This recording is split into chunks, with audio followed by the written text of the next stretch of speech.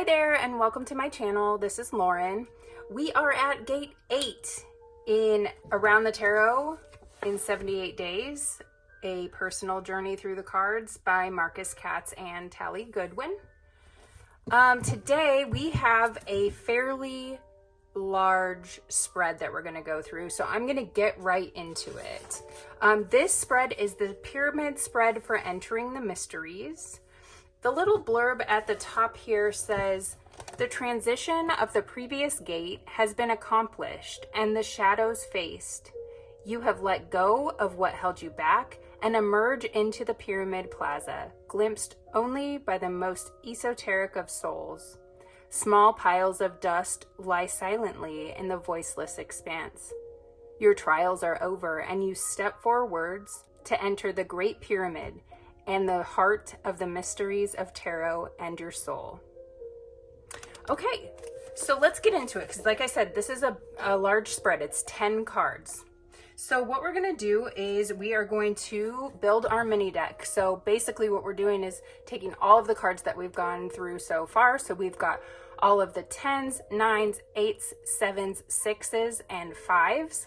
We've also got all of the knights, all of the pages, and then all of the, I believe there's 17 major arcana cards that we have been through. So that would be the World, Judgment, the Moon, the Sun, the Star, Temperance, the Hanged Man, the Devil, the Tower, Death, the Wheel of Fortune, Justice, Lovers, Emperor, Hermit, Chariot, and Strength.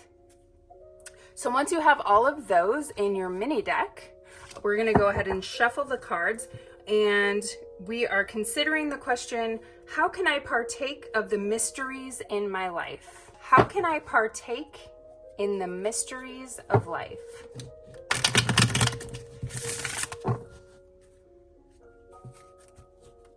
How can I partake in the mysteries of life?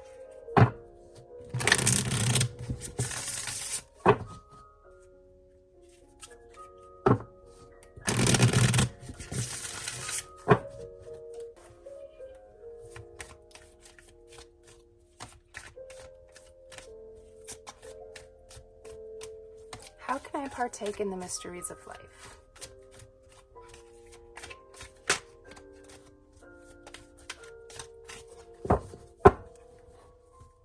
Shuffle a couple more times, because I did have them kind of in order, because I went through and picked out all of the cards to make sure I had them all for the mini deck.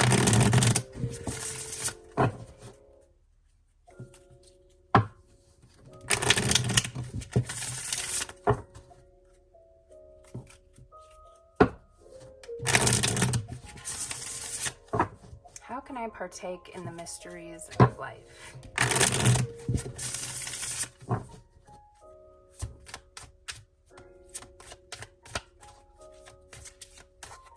Okay, we're going to go ahead and split the deck here and get started.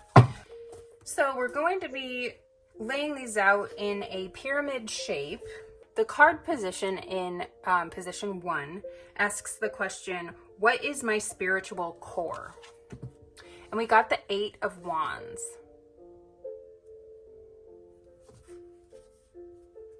What is my spiritual core? I think I'm going to go one section at a time here. Just because I don't think I have enough room for all of them, so I'm going to have to overlap, and I'd rather be able to show you the card. So here's our 8 of Wands. We've got 8 bats with little wands in their feet, flying around the full moon. I love this card. As far as the 8 of Wands goes, I mean, it's kind of a boring card, honestly, if you think of the card in the Rider-Waite-Smith. You know, it's just 8 wands flying through the air. It's kind of boring, but it is kind of fast-paced, right? So what is my spiritual core? So when we think of the 8 of Wands in terms of what is my spiritual core, wands are a suit of values and of passion and of spirituality. So my spiritual core is kind of a fast-paced momentum towards, kind of hurling towards completion in that 10 of wands, like the full basket of wands that we have in the 10. I think, the forward motion depicted in this card, the motion in general depicted in this card is I think a good thing to have in in a spiritual core, because spirituality and wands kind of go hand in hand.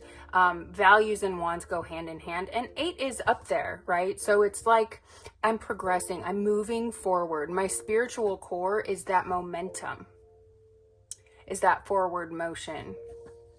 That's how I'm reading that. I don't know. I'd love to know if you have other interpretations, but that's kind of how I'm reading it for myself. Again, it's hard for me to stay objective when I'm reading for myself. So if I was reading for someone else, I might read it differently, but that's what we're going to say for this card in this position. And then the next 2 cards are, how can I act to support my spiritual life? So we've got the Knight of Swords and the 5 of Swords. Interesting. So this is all about thoughts and words and intelligence. How can I act to support my spiritual life? So the Knight of Swords is quick. We've got 2 very quick cards here. How can I act? How can I act to support my spiritual life? Like, what personality traits can I take on? Like, how can I... This question, this spread position is a little bit wonky to me, because how can I act? It's worded strangely to me. But I think, I need to be careful with what comes out of my mouth. That's what swords are to me, is like your words cutting like knives, right? So, especially with the 5 of Swords, the way that this card is depicted in this deck, as well as, your traditional Rider-Waite-Smith imagery, it's a negative card, right? The 5s are all a challenge. It can be indicative of being taken advantage of, but more often than not, it's taking advantage of someone else. So especially in this spread position, with it being, how can I act to support my spiritual life?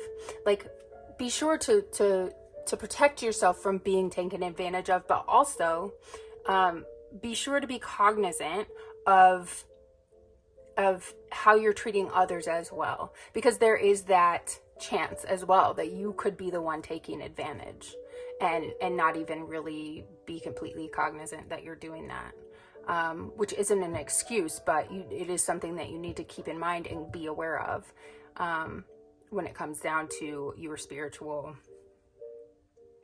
life, and how you need to kind of, I don't like that, how do I need to act? I don't like that, because it seems like it's put on, like it's not how you really are. How do I need to act? I don't want to put on a mask. I want to take on or learn from mistakes, and learn from things that I'm reading, or information that I'm gleaning from the cards. So I don't necessarily like the way that this spread position is named, but that is how it says in the book. So and then with the Knight of Swords is very quick, but I'm looking at this one. He's stealthy, he's nimble, he's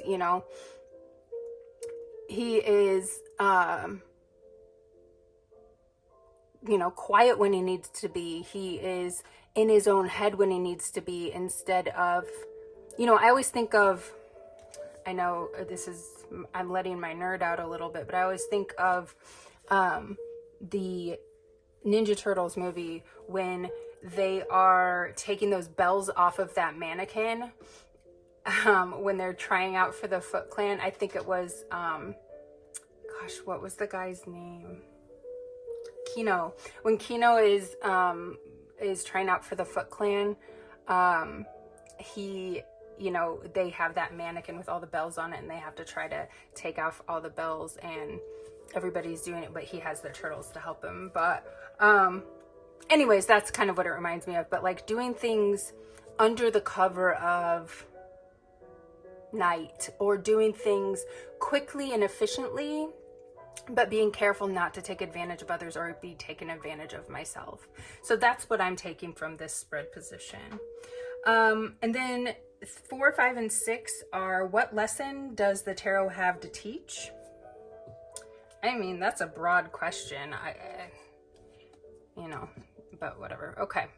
What lesson does the tarot have to teach? Wow. Okay, so we've got 2 major arcana cards and a knight. Another one of the quick knights, which is interesting. Neither of these knights are my significator, because we have just graduated from the Page of Cups in my instance to the Knight of Cups, and that has yet to make an appearance here, but there's still 4 more cards to go through. But what lesson does the tarot have to teach? Quite a broad question, like I said. You know, in what aspect? You know, this is an interesting spread in the fact that the spread positions aren't really to my liking in this gate, but we are going to power through. So what lesson does the tarot have to teach? Lots of lessons, but in this instance, we've got death. Death is a card of transformation. It is a card of metamorphosis. It is a card of rebirth. Okay. We've also got the Knight of Wands, which is another quick knight. The second fastest knight in the deck is what I like to say. A fiery knight. He is on a mission. He is getting things done. Okay. So, you know, that the knights to me are usually pace cards. So it's quick. Not as quick as the Knight of Swords up here, but quicker than the other 2 knights. So, and then we've got the Tower. So we've got Death and the Tower, which arguably are the 2 most misunderstood cards in the deck. The 2 most, well, 2 of the most misunderstood cards in the deck. And as far as the cards that we have in this deck, they are, you know, they're pretty major. And that's what I'm thinking, like, hey, look, tarot's going to come in quick and going to teach you a lot of lessons that may not be easy. Listen, death and rebirth, you know, getting rid of the old to bring in the new, sometimes that's tough. Same with the Tower, you know. In order to build upon a stronger foundation, you must bring the Tower to the foundation. You have to solve a coagula, right? Like, break it down before you can build it back up.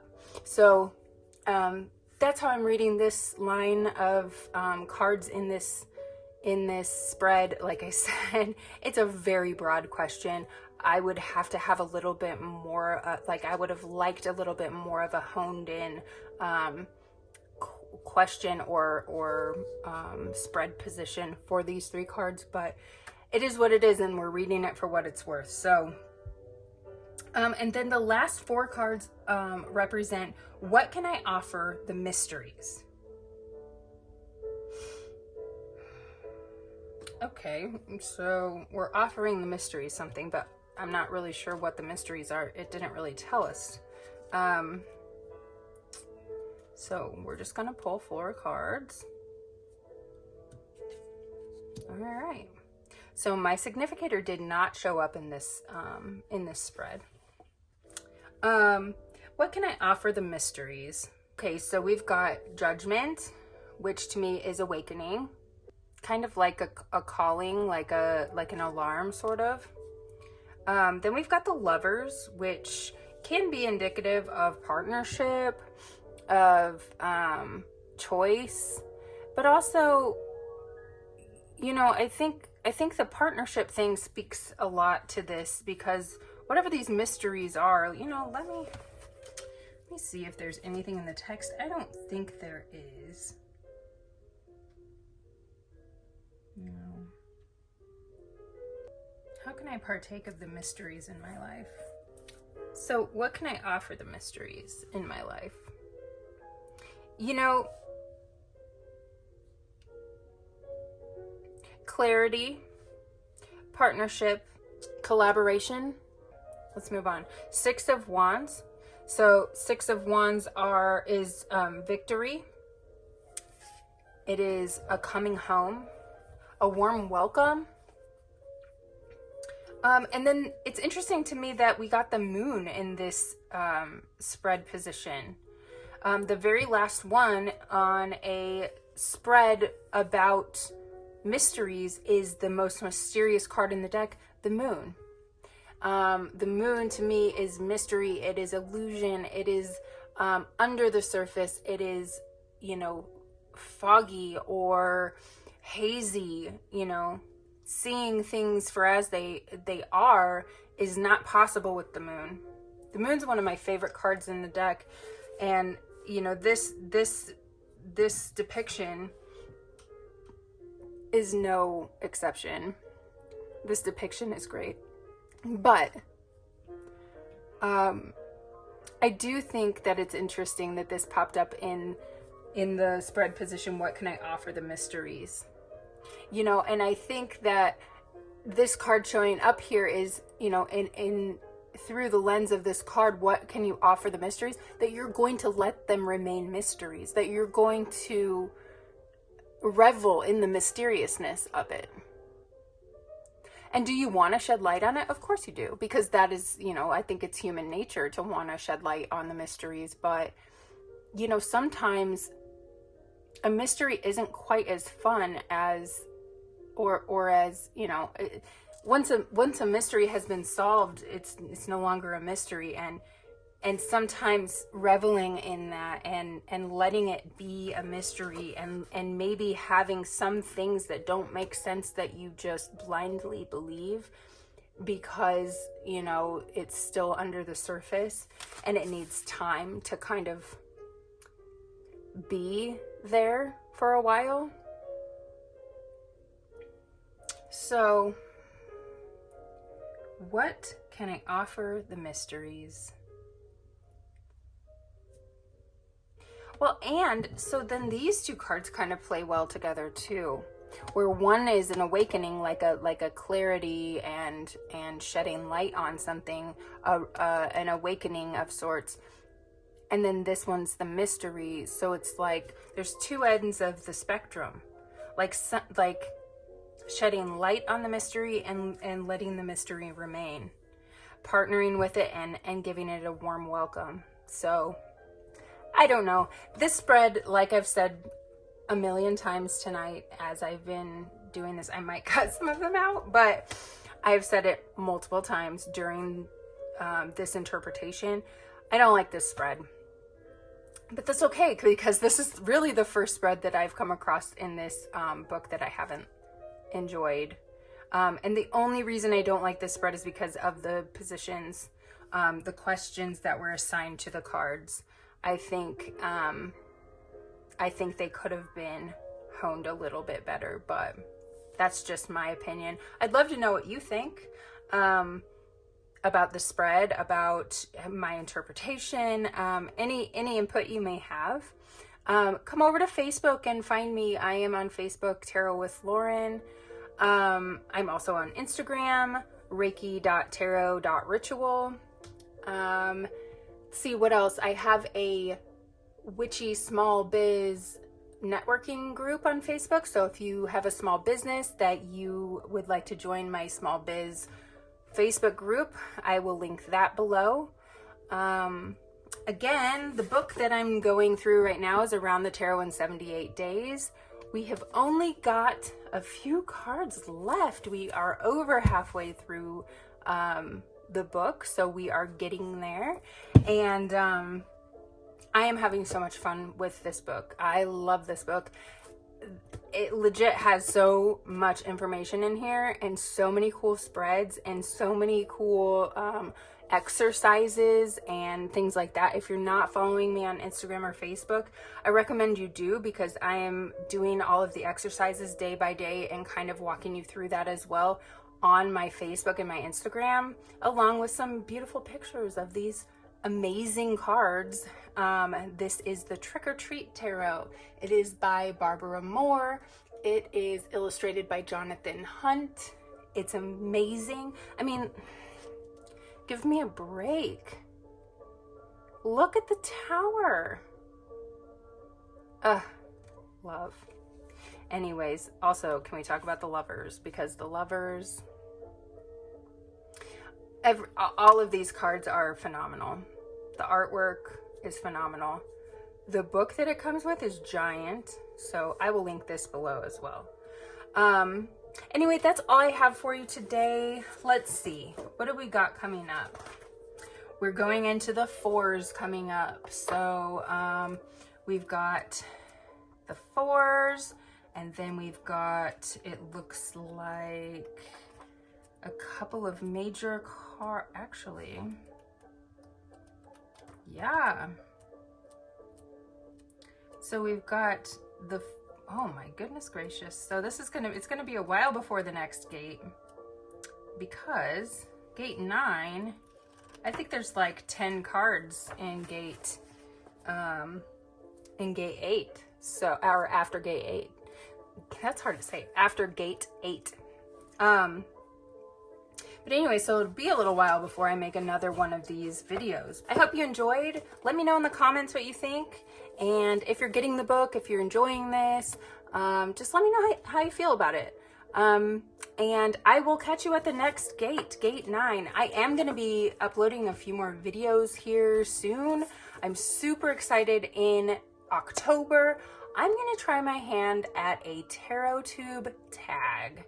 I'm not going to tell you what that is quite yet, because I'm still sussing it out, but I'm having so much fun coming up with it, and I'm really, really hoping that other tarot tubers will participate and do VRs and,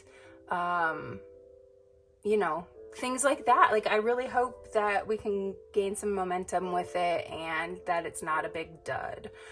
But until then, I think that's it. So thank you so much for watching, and I am excited to get back with you on gate 9.